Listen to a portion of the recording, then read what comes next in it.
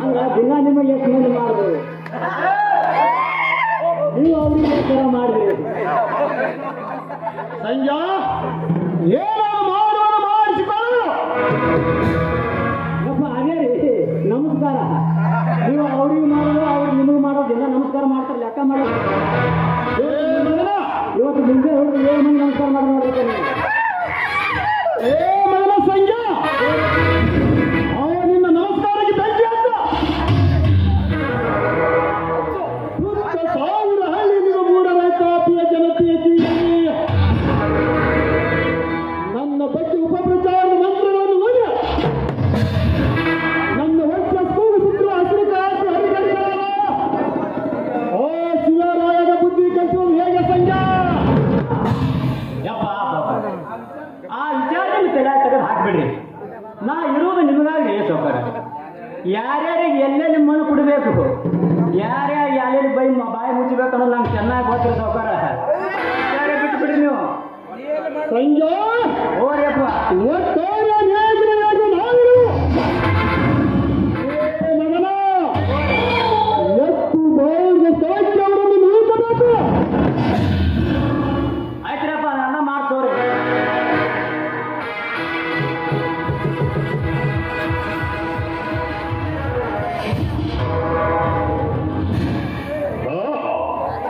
ಮಂತ್ರಿಗಳೇ, ನಿಮ್ಮ ವಿರುದ್ಧ ತಡೆ ತಟ್ಟಿ ಕುಸ್ತಿಗಳಿಗೆ ಇಳಿಯಲು ಶಿವನ ತಮ್ಮ ಸೂರ್ಯೇಂದ್ರ ಇದೇ ಜಿಲ್ಲೆಗೆ ಇನ್ಸ್ಪೆಕ್ಟರ್ ಆಗಿ ಬಂದಿದ್ದಾರಂತೆ. ಏಕೆ ಆ ಶಿವೇಂದ್ರ ಅಷ್ಟೇ ಅಲ್ಲ, ಸತ್ತು ಸ್ಮಶಾನ ಸೇರಿದವರ ಅಪ್ಪ ಸತ್ತು ಎದ್ದು ಬಂದನು. ಈ ನನ್ನ ಕಿರುಬಾಳು ಸರಿಗಾಡಿಸಲು ಸರ್ಕಾರ ಗೊತ್ತಾ?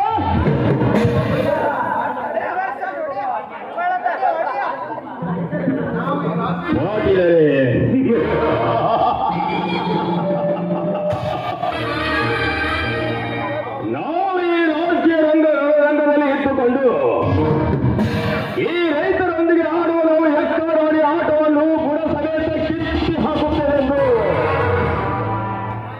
ಆ ನ್ಯಾಯ ದೇವತೆಯ ಮುಂದೆ ಪ್ರಮಾಣ ಮಾಡಿ ಬಂದಿದ್ದಾನಂತೆ ಆ ಸೂರ್ಯೇಂದ್ರ.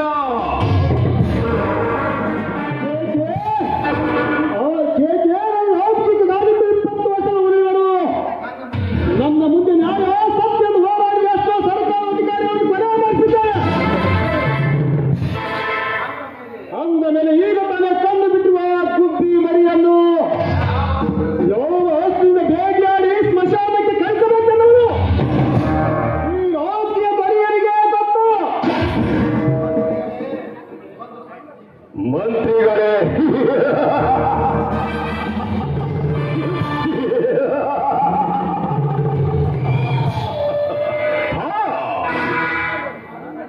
ಒಂದು ಸಣ್ಣ ದೀಪನ ಕಟ್ಟಿ ಇಡೀ ಅರಣ್ಯವನ್ನೇ ಸುಡಬಲ್ಲದು. ಒಂದು ಚಿಕ್ಕ ಇರುವೆ ಇಡೀ ಆನೆ ಸಕ್ಕನ್ನೇ ಮುರಿಯಬಲ್ಲದು. ಅಂದ ಮೇಲೆ ಆ ಸೂರ್ಯೇಂದ್ರನು ಅಷ್ಟೊಂದು ಸಣ್ಣ ಚಿನ್ನದ ದೃಷ್ಟಿಯಿಂದ ಕಾಣಬೇಡಿ, ತಿಳಿಯುತ್ತೆ? ಈ ರಾಜಕೀಯ ಬಾಗಿ ಎಷ್ಟೋ ಸರ್ಕಾರವನ್ನು ಅಧಿಕಾರಿ ಕೆಳಗಿನ ಪುಣ್ಯಗಳನ್ನು ಎಷ್ಟೋ ಶಕ್ತಿಶಾಲಿಯಾಗಿದೆ ಅಂಥವರನ್ನು ಹೊತ್ತ ನೋಡಿ ಹೊರತ ಹಾಕಿ ನರಕಕ್ಕೆ ಕಳಿಸುವುದೊಂದೇ ಈ ಪಾರ್ಟಿಯ ತಾಕತ್ತು. ಆದ್ರೂ ಸಾವುಕಾರ ಈ ಭೂಮಿಯ ಬಹಳ ಎತ್ತರದ ಕಾಲ ಇರ್ಬೇಕು ನೋಡ್ರಿ. ಯಾಕಂದ್ರೆ ಆ ಮಕ್ಕಳು ಮತ್ತೆ ಕೂತಾರ ಕೊಂಡ್ರಿ ಎಚ್ಚರದಿಂದ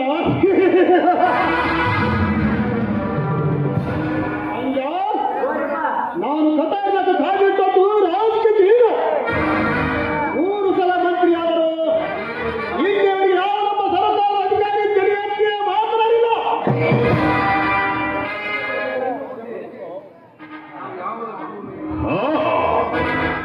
ಮಂತ್ರಿಗಳೇ, ಇನ್ನು ಮುಂದೆ ನಾವು ಯಾವುದಕ್ಕೂ ಮೈಯೆಲ್ಲ ಸಣ್ಣಾಗಿಸಿಕೊಂಡು ಈ ರಾಜ್ಯ ಮರಣ ತಂತ್ರದಲ್ಲಿ ನಡೆದಂತೆ ಮೋಸದ ಆಟ ಆಡಬೇಕು.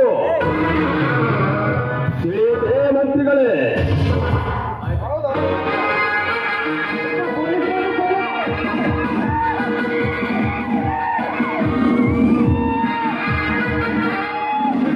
ಪಾಟೀಲ್ ಇಲ್ಲಿಗೆ ಮುಗಿಯಿತು ನಿನ್ನ ಅಂತ್ಯದ ಕಾಲ.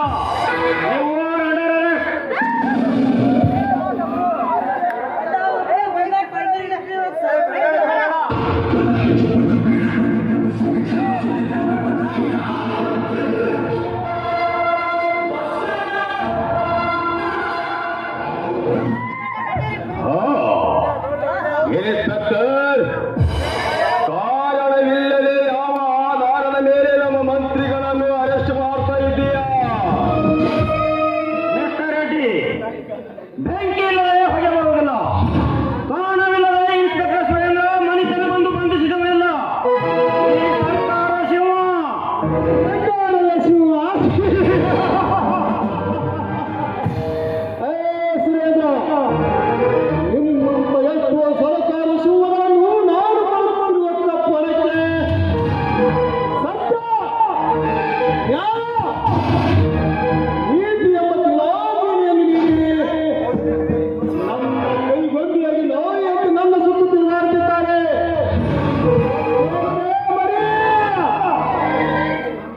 ಮಂತ್ರಿ, ನಾನೇ ಬೇರೆ, ನೀವು ಸ್ಟೈಲೇ ಬೇರೆ. ಸುಮ್ಮನೆ ಮಾತನಾಡಿ ನನ್ನ ಪೊಲೀಸ್ ಇಪ್ಪತ್ತು.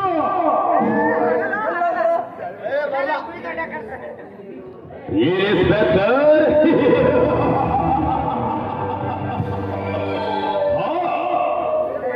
ನೀನು ತಿಳಿದು ತಿಳಿಯದೆ ನಾಗರ ಹಾವು ವಾಸ ಮಾಡುತ್ತಿರುವ ಹೊತ್ತಿನಲ್ಲೇ ಕೈ ಹಾಕ್ತಾ ಇದೆಯಾ? ಎತ್ತರ ನಾಗರ ಸರಪಳ ಹುಲ್ಲು ಕೆತ್ತಿ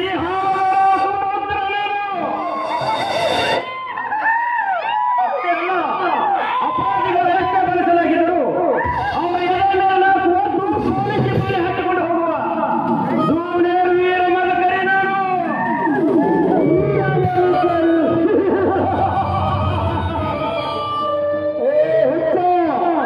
ನೀನು ವೀರ ಮಗಕರಿ ಆದರೂ ಚಂಪಯ್ಯ ನಾವರನು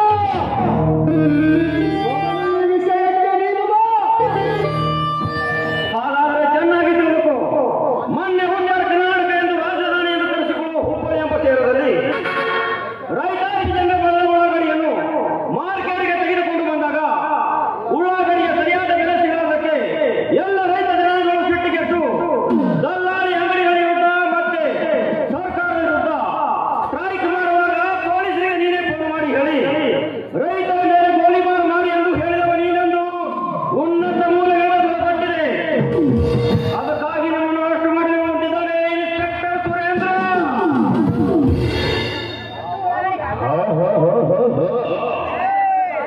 ಒಳ್ಳೆಯ ಸುರೇಂದ್ರ ಇನ್ಸ್ಪೆಕ್ಟರ್,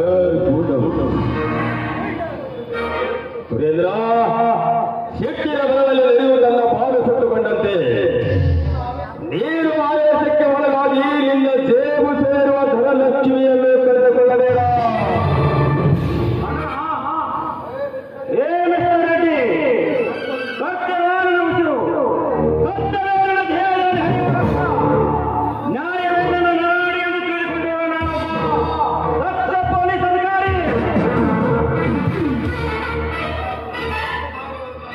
ತಪ್ಪು ಮಾಡಿದವರು ನಮ್ಮ ದೇಶದ PM ಆಗಿರಲಿ, ರಾಜ್ಯದ CM ಆಗಿರಲಿ ಅಥವಾ ಮಿನಿಸ್ಟರ್ ಆಗಿರಲಿ, ಅಂತವರನ್ನು ಕಾನೂನಿಂದ ತಪ್ಪಿಸಿಕೊಳ್ಳಲು ಬಿಡುವುದಿಲ್ಲ ಈ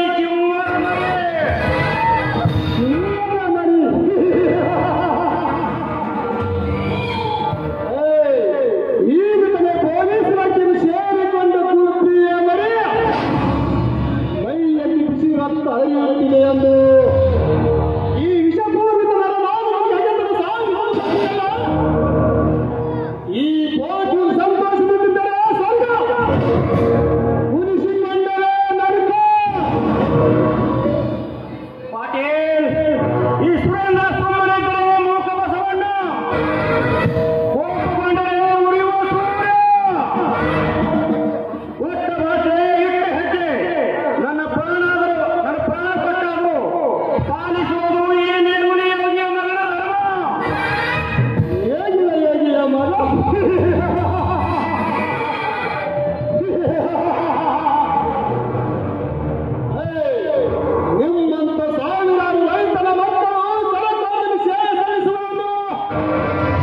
ನನ್ನ ಸೇವಕರನ್ನು ಸಾಕಿಕೊಂಡಿದ್ದೇನೆ ಮಂತ್ರಿ.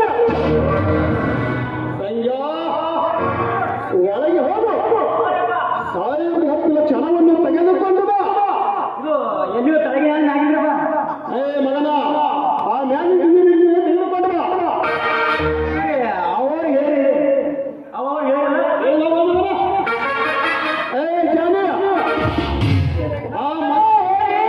ಆ ಮಗ ಸಂಜೆ ಮೇಲೆ ಒಟ್ಟಾರೆ ನಮಗೆ ವಿಶ್ವಾಸಿದ ಒಟ್ಟಾರೆ ದೌಡ ಹಣಕ್ಕೆ ಕೈವಾಗಿ ನ್ಯಾಯ ದೇವತೆಗೆ ಮೋಸ ಕೊಡುವುದು ನನಗೆ ಗೊತ್ತಿಲ್ಲ.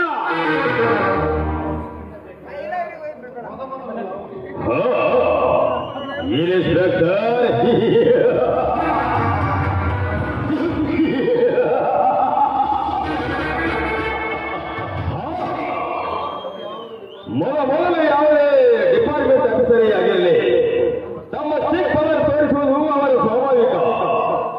ಅದೇ ಸ್ವಲ್ಪ ದಿನಗಳು ಕಳೆದ ಮೇಲೆ ಗೊತ್ತಾಗುವುದು ಅವರ ನಿಜ ಬಣ್ಣ ಏನು ಅಂತ.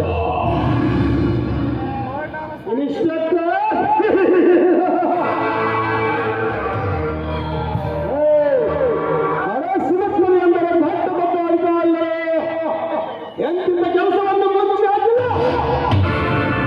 ಅಂದ ಮೇಲೆ ನೀನೊಬ್ಬ ಸತ್ಯ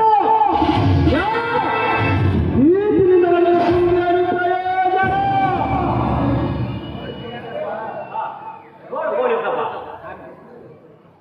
ದೇಶದ ಎಂತ ರಾಜಕಾರಣಿಗಳು, ಜಿಲ್ಲಾ ಅಧಿಕಾರಿಗಳು ನಮ್ಮ ದೇಶ ಲೂಟಿ ಮಾಡುತ್ತಿರುವಾಗ ಮಸ್ತ್ ಮಜಾ ಮಾಡ್ತಾರೆ. ಲೂಟಿ ಮಾಡೋ ರಾಜ್ಯ ಹೋಗಿ ನೀವೊಬ್ಬರು ಯಾಕೆ ಸತ್ಯ ಹರಿಚಂದ್ರ ಹಾಕಕ್ ಹೋತ್ರಿ ಸಾಹೇಬ್ರ?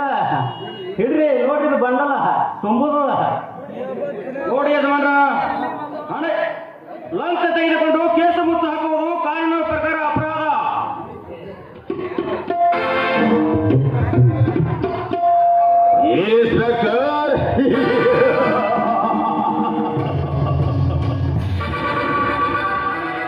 ಸರ್ಕಾರದ ಕೆಲಸ ದೇವರ ಕೆಲಸವೆಂದು ನಿಯತ್ತಿನಿಂದ ಮಾಡಿದರೆ ಎಂದು ಯಾವ ಅಪ್ಪ ಅಧಿಕಾರಿ ಕಾರು ಬಂಗಲೆ ಹಣ ಐಶ್ವರ್ಯ ಗಳಿಸಿಕೊಂಡು ಆ ಮೈಸೂರು ಮಹಾರಾಷ್ಟ್ರದಂತೆ ಮೆರೆಯುತ್ತಿರಲಿಲ್ಲ. ನೋಡಿ, ವಿಚಾರಿಸಿ. ಹೌದು, ನಾನೊಬ್ಬ ನಿಷ್ಠಾವಂತನಾಗಿ ದಕ್ಷತನದಿಂದ ನಡೆದುಕೊಂಡ್ರೆ ಎಲ್ಲವರಂತೆ ಹಣ ಗಳಿಸಲು ಸಾಧ್ಯವಿಲ್ಲ. ಹಾಳಿ ಬಿಟ್ಟಾಗ ಕೂಡಿಕೊಂಡವರೇ ಜನ. ಆ ಮಂತ್ರಿಗಳೇ, ನೀವು ತೋರಿಸಿಕೊಟ್ಟ ದಾರಿಯಲ್ಲೇ ಮುನ್ನಡೆಯುತ್ತೇನೆ.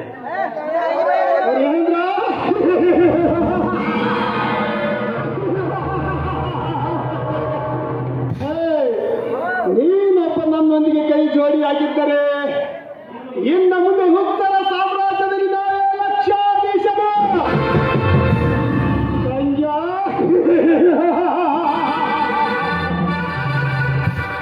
ಅವ್ರಿಗೆ 10 ಲಕ್ಷ ಹಣ ಕೊಡು.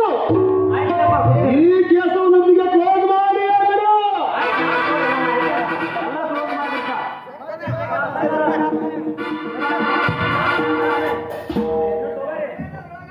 ಗಾಡಿ ಕಟ್ಟಿ ಕೊಡ್ತಾ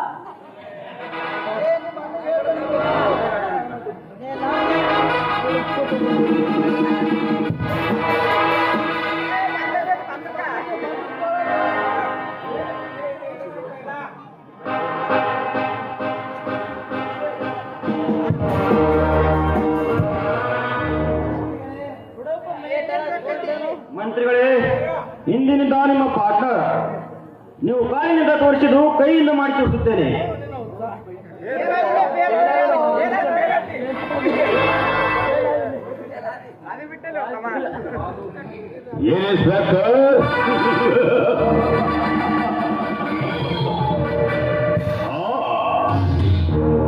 ರೋಗಿ ಬಯಸಿದ್ದು ಹಾಲು ಹಳ್ಳಿ, ಆಲಮ ನಂದಿಕೊಂಡು ಡಾಕ್ಟರ್ ಹೇಳಿದ್ದು ಇದೇ ಹಾಲು ಹಳ್ಳಿ.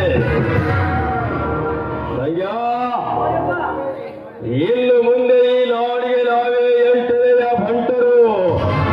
ಇನ್ನು ಮುಂದೆ ಈ ನಾಡಿಗೆ ನಾವೇ ಎಂಟನೆಯ ಭಂಟರು.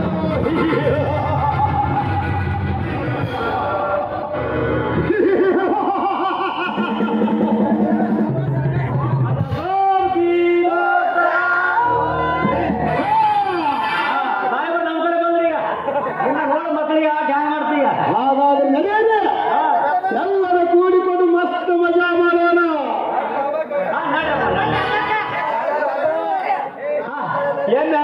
ಎಮ್ಮೆ ಹಸ್ತದ್ರಿ ಬರೋಬ್ಬರಿ ಕೋಣ ಬಂದದ ಬರೋಬ್ಬರಿ ಸರಿ ಆಯ್ತು. ನಡ್ರಿ ನಡ್ರಿ.